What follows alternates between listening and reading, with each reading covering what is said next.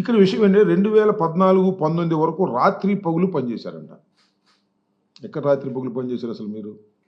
2014లో రాష్ట్రం విడిపోయిన తర్వాత మీరు కొంతకాలం పనులే చేయలే, బేరసారాలు ఆడారు. కేంద్రం చేయవలసినటువంటి ప్రాజెక్టుని టోటల్గా కేంద్రం తీసుకోవాలి, కేంద్రమే ఖర్చు పెట్టాలి, కేంద్రమే చేయాలి.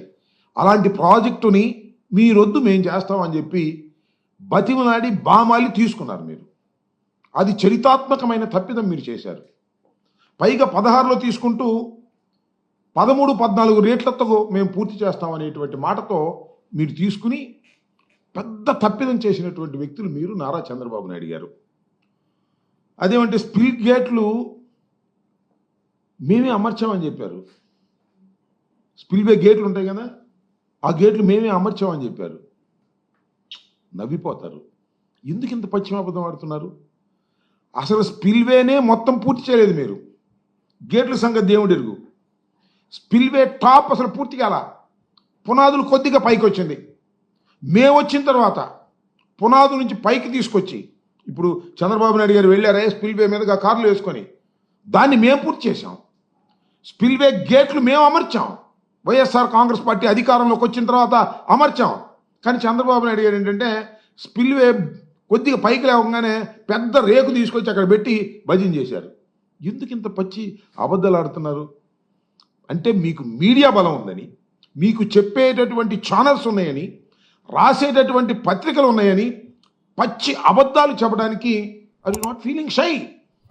మేము చేసిన పనులు మీరు చేసామని చెప్పుకునేటువంటి కార్యక్రమం మీరు ఇవాళ చేస్తున్నారు. అదేమంటే 72% అంటాడు. ఎక్కడి నుంచి తీసుకొచ్చాడు లెక్క నాకు అర్థం కాల. 72% పూర్తి చేశాం. 72 కాదు, 50% కూడా మీరు పూర్తి చేయలే. ఇది వాస్తవం. నేను ప్రత్యేకంగా చెప్పాల్సిన అవసరం లేదు. కానీ మొన్న ఈ మధ్యనే ఆయన ప్రభుత్వం వచ్చిన తర్వాతే నిపుణుల కమిటీ వచ్చి వెళ్ళింది. కెనడాకు సంబంధించిన వారిద్దరు, అమెరికాకు సంబంధించిన వారిద్దరు, ప్రపంచంలోనే ప్రాజెక్టుల మీద పెద్ద అవగాహన కలిగినటువంటి వ్యక్తులు వాళ్ళు వచ్చి పరిశీలించి చాలా స్పష్టంగా చెప్పారు ఇవన్నీ తప్పులు చేశారు. ఎవరు తప్పులు చేశారు? చంద్రబాబు నాయుడు గారు అధికారంలో ఉన్నప్పుడు 2014-19 మధ్యలోనే తప్పిదాలన్నీ జరిగాయని చెప్పారు. ఇంకో మాట అంటాడు చంద్రబాబు నాయుడు గారు, అబద్ధం, అసత్యం. అవలీలగా చెప్పగలిగినటువంటి సామర్థ్యత కలిగినటువంటి వ్యక్తి ఈ భారతదేశంలో ఎవరన్నా ఉన్నారంటే పొలిటీషియన్స్లో అది నారా చంద్రబాబు నాయుడు గారు అని చెప్పడంలో ఏ విధమైన సందేహం లేదు. ఏమంటాడు? అధికారంలోకి మేము వచ్చిన తర్వాత అంట కాంట్రాక్టర్ని మార్చేసామంట. కాంట్రాక్టర్లు మార్చేయటం వల్లనే డయాఫ్రమ్ వాల్ కొట్టుకుపోయిందట. అనేక సార్లు చెప్పాను నేను. చంద్రబాబు నాయుడు గారు విన్నారు, అప్పుడు దేవినేని ఉమా గారు విన్నారు, ఇప్పుడు నిమ్మల రామానాయుడు గారు వింటున్నారు. డయాఫ్రమ్ వాల్ కొట్టుకుపోవడానికి గల కారణం ఏమిటి? Question mark. ఆలోచించమని మనం చేస్తున్నా. ఒకటే సింపుల్, కాఫర్ డ్యాములు కంప్లీట్ కాకుండా డయాఫ్రమ్ వాల్ వేశారు. అదేమంటే చంద్రబాబు నాయుడు గారు చెప్తున్నాడు డయాఫ్రమ్ వాల్ 414 రోజుల్లో పూర్తి చేశాం. ఏమి లాభం? సింగర్ అద్దంకి వెళ్ళి ఇచ్చాడు అన్నట్టుగా 414 రోజుల్లో నువ్వు పూర్తి చేస్తే ఏమి లాభం అంటున్నా?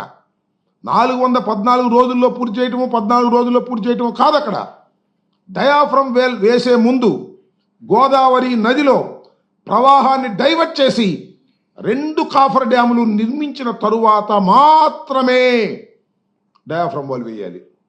Is the protocol. దీన్ని భిన్నంగా డయాఫ్రమ్ వాల్ వేసేసి కాఫర్ డ్యాములు కంప్లీట్ చేయకోకుండా చేతులు ఎత్తేసి ఇవాళ మమ్మల్ని అంటారు ఏంటి? నాకు అర్థం కాల. ఇవాళ వేస్తున్నారు డయాఫ్రమ్ వాల్ కొత్తది. నేను పోయినసారి చెప్పినట్టుగా ఒక మన సీజ్ ది షిప్ సందర్భంలో చెప్పే కదా, పెళ్ళి చెల్లికి జరగాలి మళ్ళీ మళ్ళీ అని. మన డయాఫ్రమ్ వాల్ మళ్ళీ ఇంకో డయాఫ్రమ్ వాల్ మా వాళ్ళు వేశారా? మీ వల్ల, మీ అసమర్థత వల్ల, మీ అవగాహన రాహిత్యం వల్ల, మీ అవినీతి వల్ల మళ్ళా 2వ డయాఫ్రమ్ వాల్ వేయాల్సిన పరిస్థితి వస్తుంది. వాళ్ళ ఎంత డయాఫ్రమ్ వాల్? అది మళ్ళీ 900 కోట్ల రూపాయలు డయాఫ్రమ్ వాల్ మళ్ళా ఖర్చు పెట్టాల్సినటువంటి పరిస్థితి అక్కడ ఏర్పడతా ఉంది. దీనికి కారణం ఎవరు? నారా చంద్రబాబు నాయుడు గారు కాదా? మళ్ళా చెప్తున్నా, డయాఫ్రమ్ వాల్ వేసే ముందు కాఫర్ డ్యాములు 2 కంప్లీట్ చేసిన తర్వాత మాత్రమే, నదిని డైవర్ట్ చేసిన తర్వాత మాత్రమే వెయ్యాలి. వేశారు. మేము వచ్చామంట, కొట్టుకుపోయిందంట. మొన్న ఆ కెనడా నుంచి అమెరికా నుంచి వచ్చిన 4 నిపుణులు చెప్పారు, అసలు తెలుగుదేశం పార్టీ అధికారంలో ఉన్నప్పుడు వరదలోనే ప్రారంభమైంది దెబ్బతింటామని. డయాఫ్రమ్ వాల్ దెబ్బతింటాం ఆ రోజునే ప్రారంభమైంది, మేము వచ్చిన తర్వాత కాదు అని వాళ్ళు చాలా స్పష్టంగా చెప్పారు. ఒకసారి చదువుకోమని మనం చేస్తున్నా. ఈ విధంగా అన్ని పచ్చి అబద్ధాలు ఆడేటటువంటి ప్రయత్నం ఇవాళ చంద్రబాబు నాయుడు గారు చెప్పడం చాలా దురదృష్టం. ఇక్కడ ఒక మాట అన్నాడు, ఒక అసమర్థత, అవగాహన రాహిత్యం, అవినీతి, కుట్ర ఇవన్నీ కలిసి పోలవరాన్ని ఎంత నాశనం చేశాయో అంత నాశనం చేశారు. మేమంట ఒక అసమర్థత అంట, ఒక అవగాహన రాహిత్యం అంట. ఇది జగన్మోహన్ రెడ్డి గారి అంట, వైఎస్ఆర్ కాంగ్రెస్ పార్టీ ప్రభుత్వాన్ని అంట. నేను చెప్తున్నా, మీరు అసమర్థులు, మీకు అవగాహన రాహిత్యం, అవగాహన సరిగా లేదు. వెళ్ళడం రావడం సోమవారం వెళ్ళడం రావడం, బిల్లులు చేసుకోవడం, డబ్బులుగా చేయటం. దేవిని నోమ గారు మీరు చేసింది అదేంటండి? చంద్రబాబు నాయుడు గారికి అవగాహన రాహిత్యం అంటారేంటి? చంద్రబాబు నాయుడు గారు అసమర్థత అంటారేంటి? ఆయన 40 సంవత్సరాలు సీనియరు, పైగా ఇప్పటికి 3వ, 4వ ముఖ్యమంత్రి అంటారా అని అనుకుంటారు మీరు. నేను చెప్తున్నా, అసమర్థత కాకపోతే, అవగాహన రాహిత్యం కాకపోతే నదిని డైవర్ట్ చేయకోకుండా ఎవరైనా ఏ దేశంలో అయినా వేస్తారండి డయాఫ్రమ్ వాళ్ళు. మన దేశంలో కాబట్టి సరిపోయింది, కానీ ఇలాగే ఇంకొక దేశంలో ఎక్కడ జరిగితే ఈ నష్టానికి ప్రాసిక్యూట్ చేస్తారు, ఊరి కూడా వేస్తారని మనం చేస్తున్నాం.